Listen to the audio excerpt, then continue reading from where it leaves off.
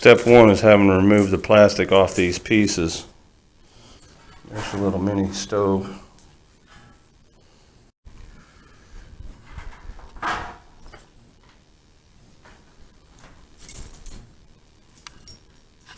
Okay, let me tell you how much of a pain in the dick this was.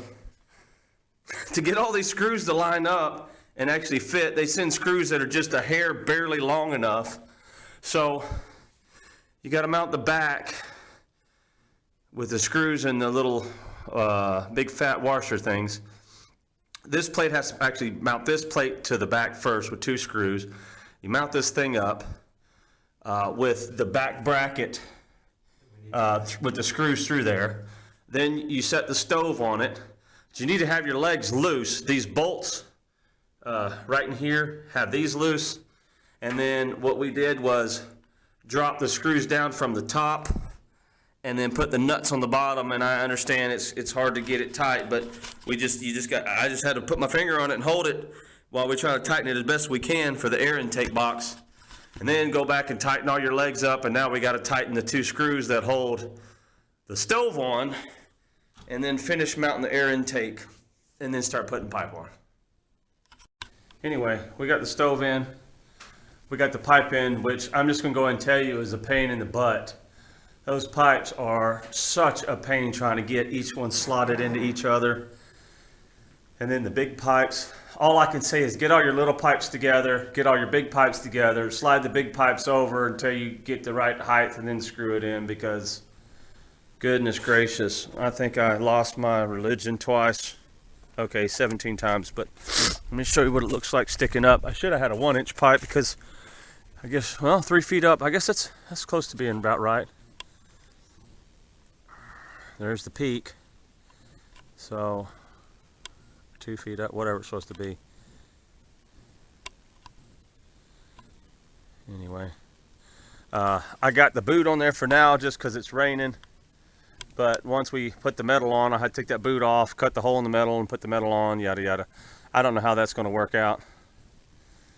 We'll have to see, because somebody else is putting the metal on. I could probably slide that whole section out of the stove. But anyway. Pain in the butt. Maybe I can get a fire going in this thing and make it work, and I'll let you know. Oh, here's the air intake. Just drilled a hole through the wall, got a plate there, and then on the other side, let me just go ahead and show you that.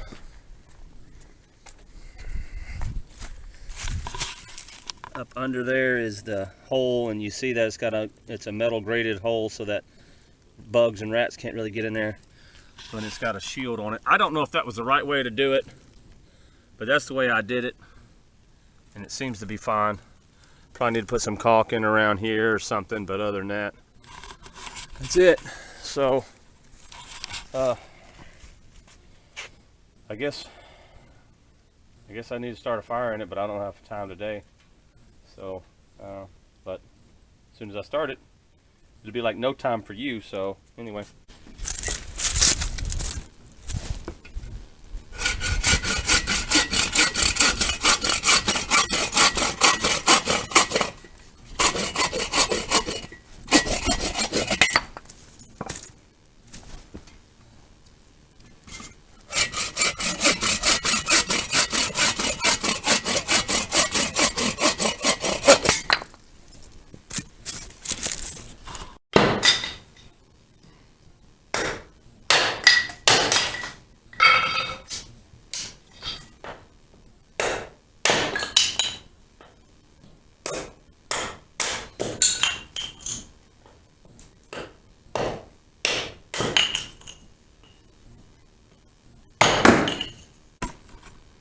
First burn of the wood stove. I got a little bit of pine in there, which I know that's not the best, but I can get it started, and some cedar, little cedar shavings that were used to like wedge doors and trim doors in and such. So I'm gonna see if I can get this going, get a small little fire going, and then got a little bit of wood in there, got it going pretty decent. Once this burns down a little bit, I'll put some bigger pieces in. but it's enough temperature difference for the little fan to go. This is a thermocoupler fan. The difference in hot to the cooler radiated portion creates energy, and just enough to spin that fan. I'm wondering if it's going to get faster eventually.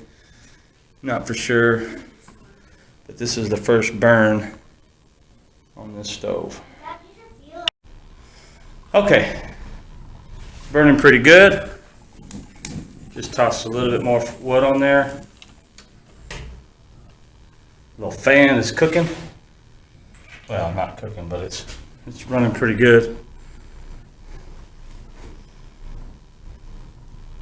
First burn of the cubic grizzly. This has an air intake from outside. Double wall pipe to right there. Then it's double all the way up, but then that's an insulated pipe going around the edge all the way up until we get outside the cabin, and it is chugging right along.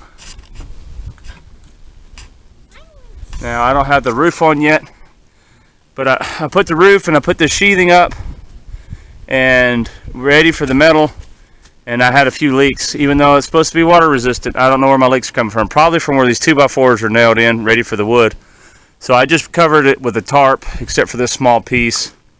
I got a little bit tarp left if it leaks again on this side, but at least that'll help it a little bit until we can get the metal put on, which I don't have much going inside here yet. A bunch of tools from where I've been working, a little cot.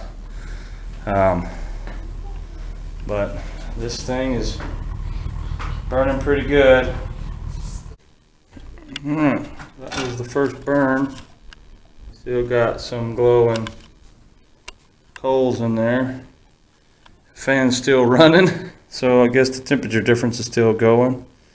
I'm just going to close all the vents off. Let's open, that's closed, and just let it suffocate and burn out. And yeah, that's the first burn of the Cubic Mini. Oh, I forgot, I even got little tools. I got to get a little ash pan, but anyway. All right, thanks for watching.